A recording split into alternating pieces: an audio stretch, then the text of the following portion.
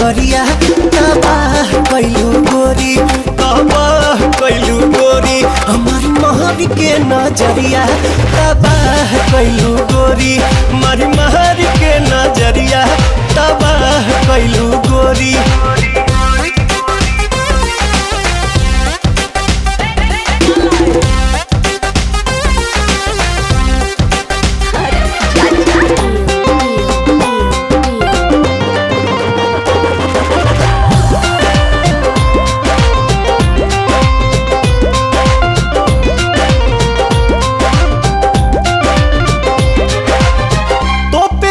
चीज कके चलबू घर हो देखियो ऐसन पीस बदली केहू के विचार हो।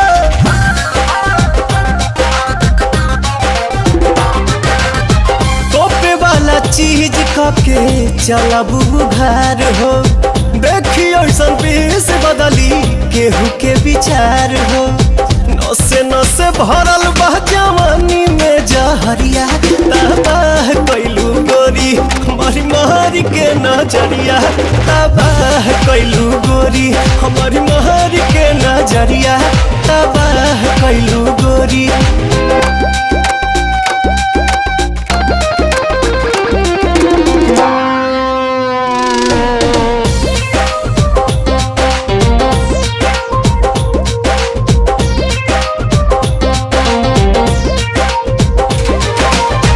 कनखी से ताकेलू जब चश्मा हटाई के राही के घाही कैलू देही में सटाई के।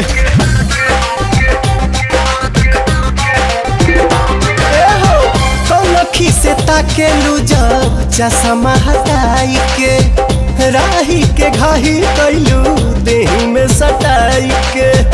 खाए से पहले भभका देलू गगरिया तबाह कैलू गोरी हमारी महर के नजरिया तबाह कैलू गोरी हमारी महर के नजरिया तबाह कैलू गोरी।